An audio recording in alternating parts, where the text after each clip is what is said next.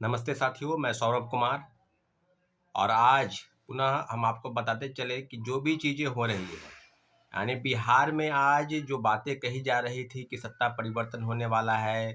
Protest होगा, उसमें विश्वास मत पारित नहीं कर पाएंगे, सरकार गिर जाएगी, राष्ट्रपति शासन लागू होगा, आगे क्या होगा, तो सारी चीज़ें बिल्कुल अब स्पष्ट हो गई है कि विधानसभा अध्यक्ष को हटाने के लिए जो विश्वास मत से पारित हुआ ध्वनि मत से, उनका हटना तय था, वो हट गए। फिर चीज़ें आगे आई तो फिर पुनः विश्वास मत पारित करने की बात थी। तो सारी चीज़ें अब लगभग अब क्लियर हो गया है कि पुनः एनडीए की सरकार यानी जेडीयू जनता दल यू और बीजेपी भारतीय जनता पार्टी की सरकार बिहार में विश्वास मत जो है वो पारित कर ली है, विश्वास मत उन्होंने प्राप्त कर लिया है। यानी फ्लोर टेस्ट पर, यानी कहने का मतलब है कि पूरे तौर पर अब बिहार में एनडीए की सरकार है, किसी भी प्रकार का कोई खतरा अब उनके सर पर नहीं है। जो चीज़ें थी बिल्कुल फ्लोर टेस्ट पर जो चीज़ें सामने आई, हमने सारी बिंदुओं पर और लगभग माननीय डिप्टी सीएम उप मुख्यमंत्री तेजस्वी यादव जी का भी भाषण सुना। काफ़ी अच्छा उन्होंने भाषण दिया और जिस चीज़ का वो जिक्र कर रहे थे उसके जो केंद्र बिंदु है वो बिंदु है बिहार में नौकरी। बिहार में नौकरी के सवाल पर बिहार सरकार की तरफ से जो चीज़ें कही जा रही थी, उनके द्वारा जो भी तेजस्वी यादव जो बात बोल रहे थे, मैं नहीं मानता हूं कि वो बात सही भी बोल रहे थे, गलत बोल रहे थे। इन बिंदुओं की मैं चर्चा बिल्कुल नहीं करना चाहता। मैं चर्चा उस बिंदु की करना चाहता हूं कि क्या लगभग 3 महीने में 2 लाख से ज़्यादा लोगों को नौकरी दी गई।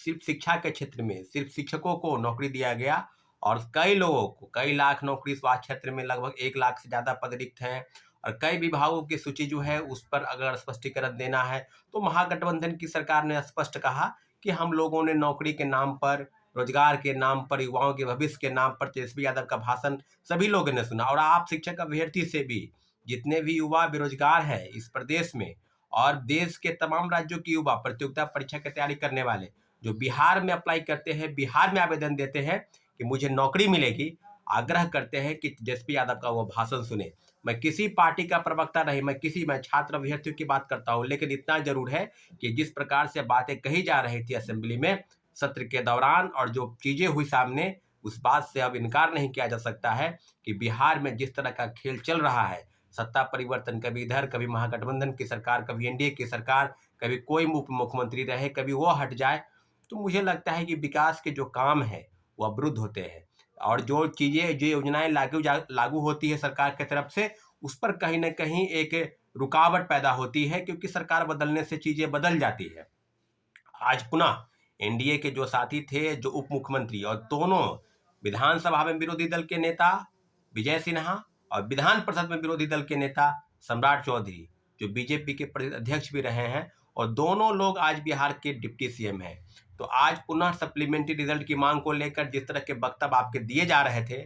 आप उस चीजों पर क्या पुनः आएंगे? क्योंकि आप स्पष्ट बोलते थे TRE 1 से लेकर TRE 2 तक, क्योंकि दोनों समय तक एनडीए की सरकार नहीं बल्कि महागठबंधन की सरकार थी और आप विपक्ष में थे।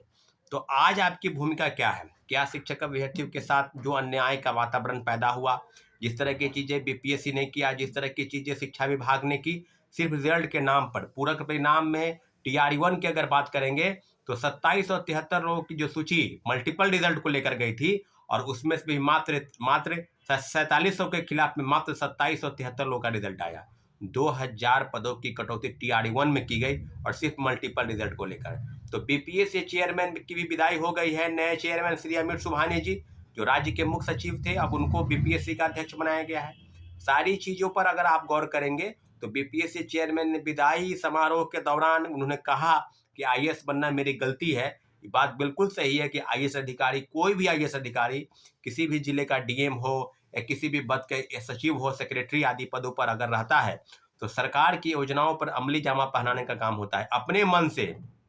कितना भी कर्तव्यनिष्ठ और ईमानदार अधिकारी हो, अगर चाहे कि हम ये कर देंगे वो कर देंगे, लेकिन सरकार की जब तक मंशा नहीं होती है, जो विभागीय मंत्री होते हैं, किसी राज्य का मुख्यमंत्री होता है, तो उसके जो अधिकार क्षेत्र है, उसकी जो बातें हैं या उसके काम करने के तौर तरीकों पर उसके लगाम कसने की बातें वो राज्य सरकार के अंदर में होती है। तो मुझे लगता है कि अतुल प्रसाद जी का बयान इसी संदर्भ में दिया गया होगा और आने वाले समय में जो शिक्षक बहाली के नाम पर जो खेल चल रहा है, पूरक परिणाम TRE 2 में यानी सेकेंड फेज की बहाली में 14,700 पदों की सूची गई और फिर उसको वापस लिया गया। तो सरकार के तरफ से मंशा बिल्कुल स्पष्ट हो गई है कि सीटों को बचाकर टीआरई 1 से टीआरई 2, टीआरई 2 से टीआरई 3 और तीसरे फेज की बहाली की प्रक्रिया में आवेदन आमंत्रित किए जा रहे हैं। 87,000 पदों पर तीसरे फेज की बहाली की प्रक्रिया शुरू है और आने वाले समय में अब जो इस तरह के वक्तव्य बीपीएससी चेयरमैन और शिक्षा विभाग की तरफ से दिए जा रहे थे, तो क्या बीपीएससी चेयरमैन इस बात से अवगत करा पाए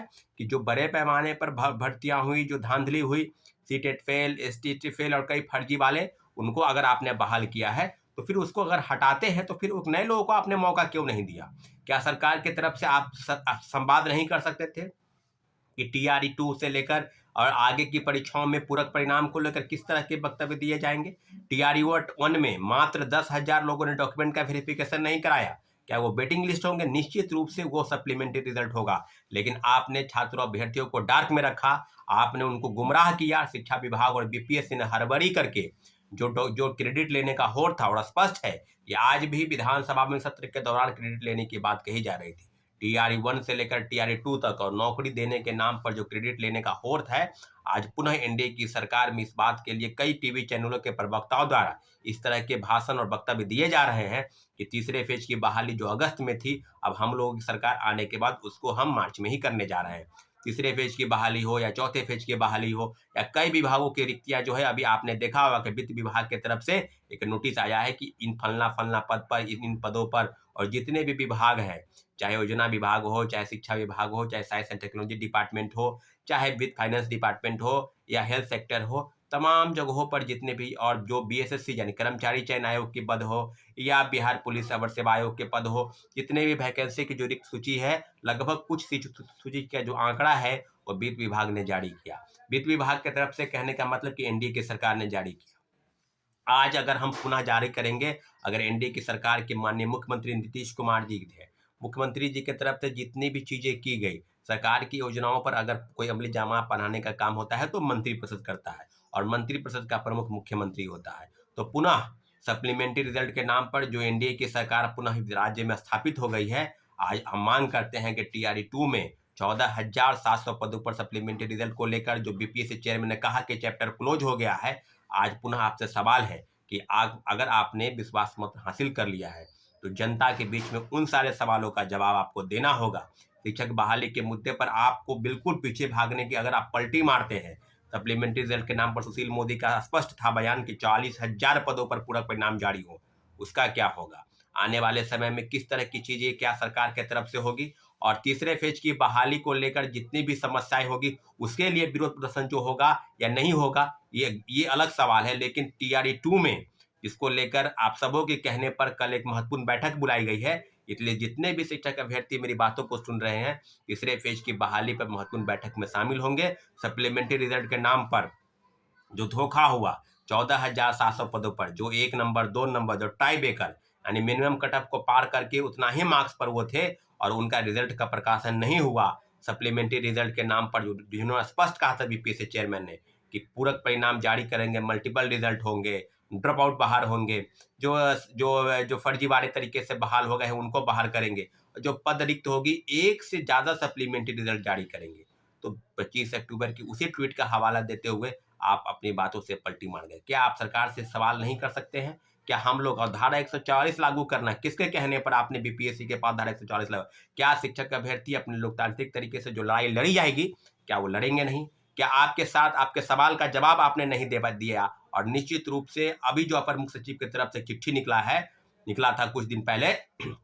कि जितने भी शिक्षक अभ्यर्थी अगर पूरक परिणाम के लिए दबाव बनाएंगे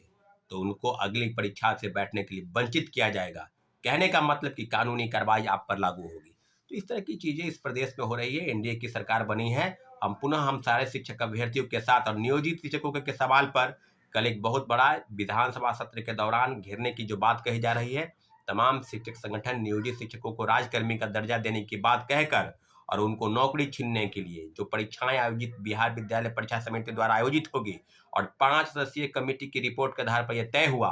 कि परीक्षाएं अगर आप फेल कर जाते हैं तो जिस सेवा में है उस सेवा से आपको वंचित किया जाएगा। तो कोई 18 वर्ष से कोई 20 वर्ष से अगर पढ़ा रहा है नियोजित शिक्षक, और इस प्रदेश में लगभग 4 लाख के आसपास नियोजित शिक्षक हैं, तो उनके भविष्य पर, उनके माँ बाप के सपनों पर, उनके बच्चों के भविष्य पर और उनको नौकरी से हटाने की बात अगर गैर संवैधानिक नहीं है तो किस तरह के तुगलकी फरमान अपर मुख्य सचिव के पाठक दे रहे हैं? क्या राज्य सरकार के स्तर पर ये नहीं हो रहा है? सरकार किसी की भी रहे, सत्ता किसी के पास जाए, लेकिन नौकरी के सवाल पर, नियोजित शिक्षकों के सवाल पर, पूरक परिणाम के सवाल पर और बड़े पैमाने पर फर्जीवाड़ा जो बिहार में हुआ शिक्षकों के बहाली के नाम पर, सभी लोगों को एक साथ डटने की जरूरत है और डटकर मुकाबला करेंगे। हम लोग सब लोग एकजुट हैं। निश्चित रूप से सरकार आज एनडीए की बनी है तो सवाल खत्म नहीं होगा। किसी की भी सरकार बने, चाहे महागठबंधन की बने, चाहे एनडीए के बने, हम पुनः अपने सवाल पर लागू हैं। हम पुनः मांग करते हैं जितने भी शिक्षक अभ्यर्थी के सवाल है या नौकरी को लेकर सवाल है और विभिन्न विभागों में जो पद रिक्त है सभी को भरने जाने के सवाल है, सभी पर आपको जवाब देना पड़ेगा। अगर आप जवाब नहीं देते हैं तो पुनः मुख्यमंत्री की तरह आपको एक बार पुनः पलटीमार मुख्यमंत्री, पलटीमार एनडीए की सरकार कहने में कोई औचित्य नहीं है। इतना जरूर है कि सवाल आपसे है क्योंकि आप सत्ता में हैं। हम सभी लोग छात्रों अभ्यर्थियों से आग्रह करते हैं, शिक्षक अभ्यर्थी से टीआरई 2 के पूरक परिणाम को लेकर जो बैठक गांधी मूर्ति गांधी मैदान में पास बुलाई गई है, आप सभी को आना है, फिर आगे की बातचीत हम लोग करेंगे। ठीक है साथियों, धन्यवाद, जय हिंद।